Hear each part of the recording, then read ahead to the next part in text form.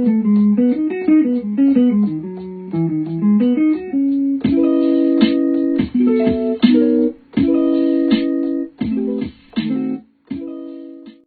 everyone, and good morning, afternoon, and evening to you all.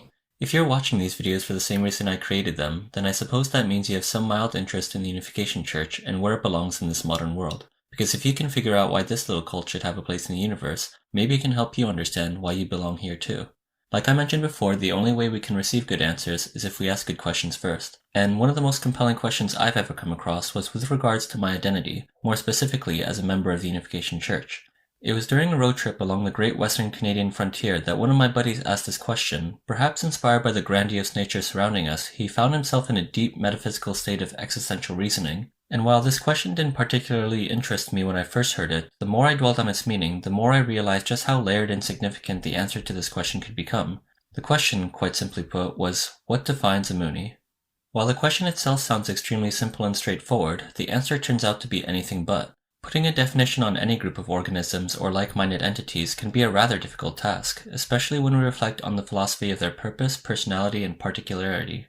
The Blade Runner movies make an excellent example of this by challenging the question, what defines a human being?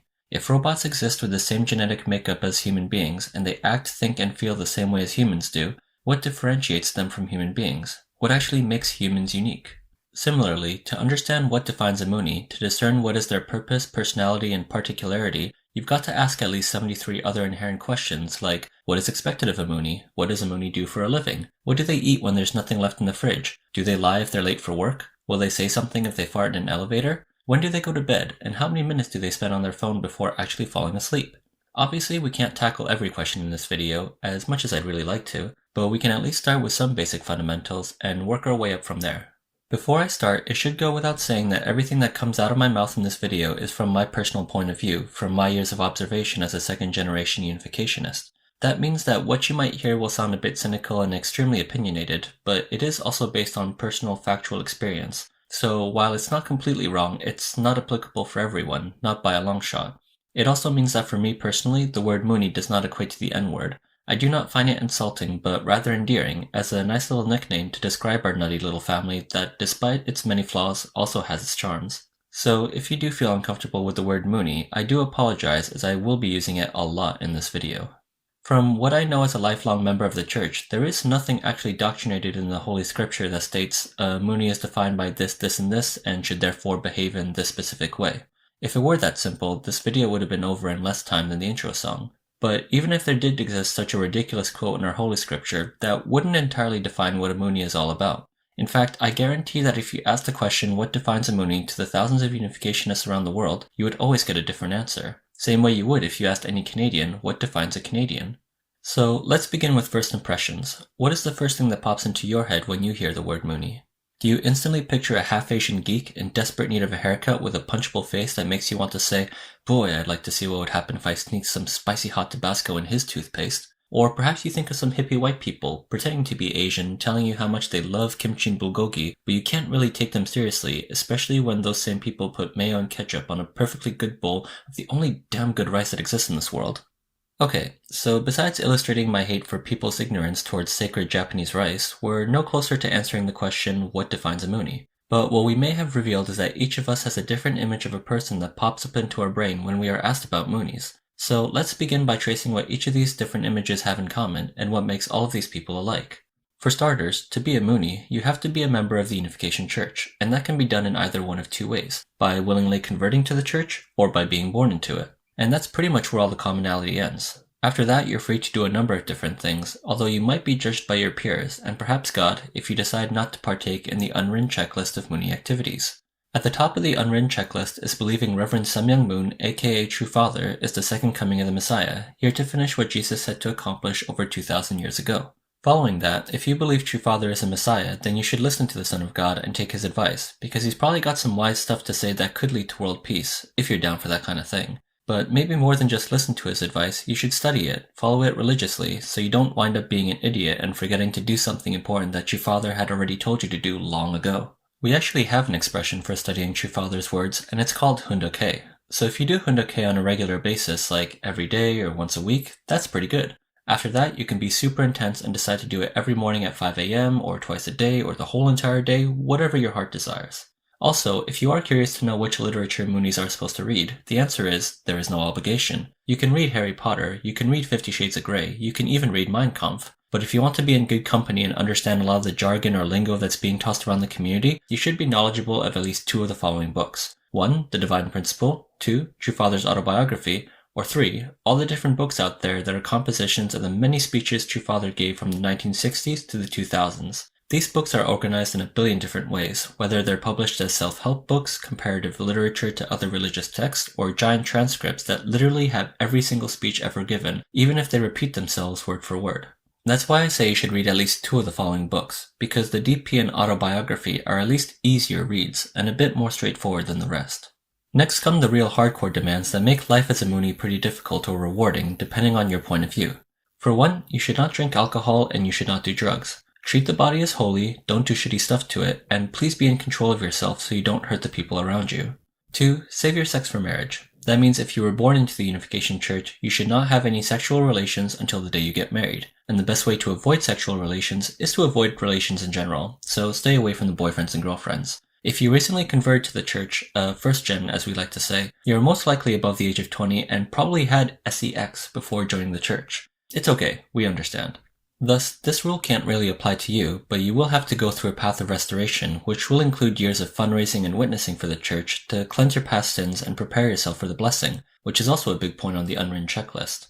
Receiving the blessing from true parents is viewed as one of the pinnacles of a Moonie's life. You receive the blessing by marrying another Unificationist, because the blessing is a promise that you will raise your family centered on God by virtue of true parents' teachings. So not only is it the best day of your life because you get to be married, but you get to be married with the Messiah's seal of approval, so it's kind of like a wedding and graduation combined, except with even more confetti. Afterwards, there's a lot of other stuff that can happen in a Moonie's life that more or less feels like it should be on the checklist. For instance, you go to your local Moonie church every Sunday to sing Moonie songs and listen to the Moonie sermons given by either your local Moonie pastor or another member of the Moonie congregation. You tithe to your local Moonie church and give a small percentage of income which contributes to the local community and the international movement as a whole. You celebrate Moonie holidays like True Parents Day, True Children's Day, and God's Day with either a bowl of fruit at home or a table of fruit at your local church. You attend workshops where you gather with a bunch of other Moonies for a couple of days for educational purposes, but you're really just there because you want to hang out with your friends and take a break from reality. You attend a last-minute event where a member of the True family is speaking, and they say they require at least 50,000 people to fill a stadium in order to achieve some kind of providential goal, but you know deep down that it's really just for the attention. Although, to be fair to the True family, if you did fly thousands of miles to give a speech but only a handful of people showed up, you'd be pretty disappointed too. You go to Chumpeong at least once in your life to liberate your ancestors and get a good backslapping. While the short nights of rest don't really help, the public baths and red bean buns are quite the delight. You've done some form of fundraising, whether it was a couple years on MFT, a couple of months on STF, or a couple hours by a flower stand on Mother's Day, so you know how painful it is to try and convince people to buy an unnecessary object at a ridiculously outrageous price. You've done some form of witnessing, again whether it was a couple years as a missionary, a couple months on STF, or a couple hours handing out flyers, so you know how painful it is to try and explain to people what the heck it is you actually believe in. And last but not least, you found yourself asking the question, what the f*** am I doing here, at least once when doing any of the above activities. When reviewing this checklist of Moonie activities, we have to ask ourselves if this really is a standard that defines a Moonie. Like, if you've only done half the activities mentioned on this list, are you only 50% Moonie? Is it even possible to be a half Moonie, or is it an all or nothing deal? What if you've only missed out on a few things on this list? Are there some things that are more important than others? For instance, can you be considered a Moonie if you've read all the books and done all the activities, but you don't believe in true parents? Or how about the reverse? You believe true parents are the Messiah, but you don't go to church, you haven't been to any workshops, and you don't do any Hundoke. What about if you drink or experiment with drugs? Or lose your sexual purity before marriage? Can you still be a Moonie then? What about when you commit a crime? If you embezzle millions of dollars from the church, or if you kill someone, are you automatically excommunicated, or can you be forgiven in return? Would you still consider yourself a Moonie if you did those things? Would other people inside the church still consider you a Moonie? What about people outside the church? So you see, things can get real messy if we're not careful with our answers, because these are some legitimate questions to ask, but their answers can have significant consequences. More often than not, the answer to these questions relies heavily on the environment surrounding us, i.e. our family and local community. Some communities are more demanding than others. They place higher expectations on the members of their congregation, and when you don't fulfill those expectations, it's easy to feel left out. And when you feel left out of your local community, you can't help but question your identity as a Moonie. From my experience, this church does not want to close its doors on anyone, but it does so unconsciously. It preaches forgiveness and ensures everyone that they can always return if they lose their way, but some of us naturally forgive more easily than others, and some of us accept forgiveness more easily than others. I've known friends who left the church because they decided to have a girlfriend or boyfriend, or they decided that they no longer believed in true parents, and so they felt like they were no longer part of the community. Some of these friends did decide to come back after a few years hiatus because they missed the community, and luckily they were welcomed back with open arms, which is great. But I couldn't help but wonder if the same would happen if it were a different community from a different country. I guess it's a bit of the prodigal son complex where some of us are like the father who's overjoyed to have their child back, and some of us are like the brother who still can't forgive their sibling for their mistakes. And maybe some of us are like the prodigal son who's wondering if they can or want to come back at all. Now, this is where I also have to be honest in this video, because when most people in this world hear of Moonies or the Unification Church, they do not think of the same things I do. They probably don't picture the moments of love or forgiveness that I experience within my community. As a matter of fact, when you type Unification Church in Google or on YouTube, you're more likely to come across stories like this. Use deceptive recruitment, thought-stopping, loaded language, totalist black and white ideology. They make people believe that the outside world is ignorant and they're enlightened, so the outside world doesn't understand them. They intercepted letters from families, phone calls from families. Her family has no idea where she is and hasn't spoken with her for 2 months. We're looking for our daughter, and we have reason to believe that she's with the Unification Church. Because I don't know when I'll see you next, and I want you to explain to me so that I can know for myself why you can't see me. I just want my daughter. Extramarital affairs, a child allegedly born out of wedlock. He called it providential affairs. Cocaine, his party, waitress, well, hostess. The Reverend Sun Myung Moon is a con man. That's the conclusion I came with. It's painful. It hurts. But it's also most likely true. When I was younger, I was in total denial. When I saw news like this, I used to tell myself that the media was creating lies to try to convince people that we were crazy, because deep down they knew that we were right, but they were afraid to change. It was all part of government propaganda to try to keep people in control and prevent them from getting close to the truth. But as I grew older, I began to notice more and more faults in our church and the abusive behaviors of some of our members worldwide. I began to realize that, yes, it was possible that we separated loved ones from their families. It was possible that we embezzled lots of money. And it was possible that we physically and emotionally abused our own brothers and sisters. There wasn't always the evidence to back up each rumor, but the realm of possibility became wider. It came to a point where I admitted to myself that perhaps every rumor out there about the Moonies and the Unification Church was true. So I had to ask myself, if it was all true, the abuse, the corruption, everything, then what am I still doing here? Why would I want to be a part of this mess? It's in moments like these that you'd think it'd be easy to walk away and say any reasonable person would do the same. I mean, nobody wants to waste their time with a super weird cult that treats its members like slaves. Strangely enough though, despite all the negativity, despite all the reasons, I cannot deny that I am a Moonie, that I am a Unificationist, that I believe in this church. Yes, the corruption and abuse do exist, and continue to exist, but they're not what define my faith. It's not the first thing that pops into my mind when someone asks what defines a Moonie, or what defines the Unification Church.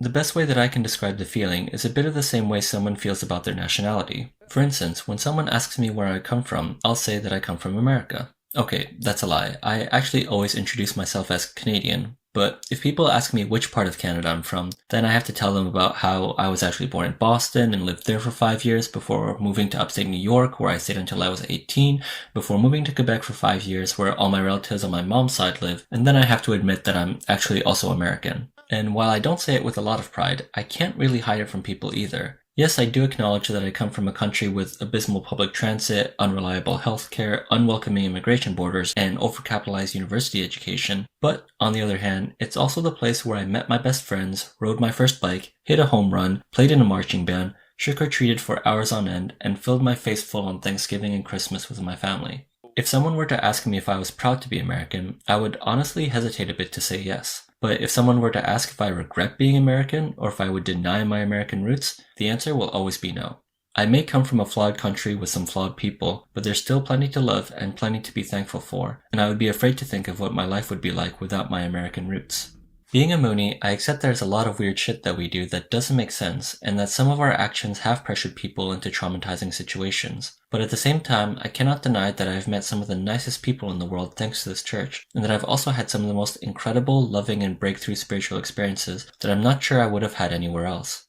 I believe that a lot of the principles that True Father instilled in his original vision are still relevant today, and that there's no reason to jump ship when things look bad. I think that with the right direction and the right heart, we can learn from our mistakes and save what is left to create the kind of world that True Father had projected so long ago. But what kind of world is that exactly? As a unificationist, our end goal is for the world to be united, to create world peace. But how do we create this unity? Growing up, I was led to believe that the best way to unite the world would be if everyone believed in the same truth, ideally that of the unification theology. But in recent years, I've reinterpreted this approach and believe that maybe our goal as unificationists is not to unite the world under the same belief, but to unite the world despite our different beliefs.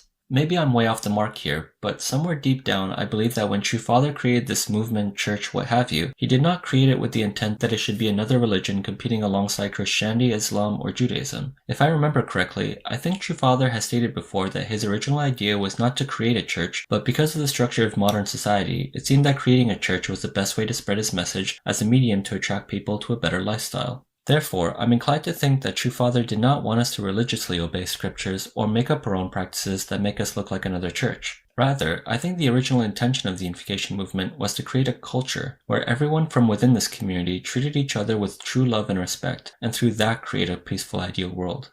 If you look at the blessing ceremonies that have been carried out over the past few decades, you'll notice that there are also interreligious blessings, where couples from different religions receive the blessing from true parents, because they respect the presence of true parents and the unification movement, but they're not asked to give up their own native religion, which they still hold to be true. And frankly, we as Moonies should have the same attitude towards other religions. We can't hold our heads up high because people from other religions decide to accept our blessing. We should equally make the effort to understand their religion and receive their baptism or indoctrination to show that we respect their beliefs while still valuing our own. That to me sounds like true unification of all religions.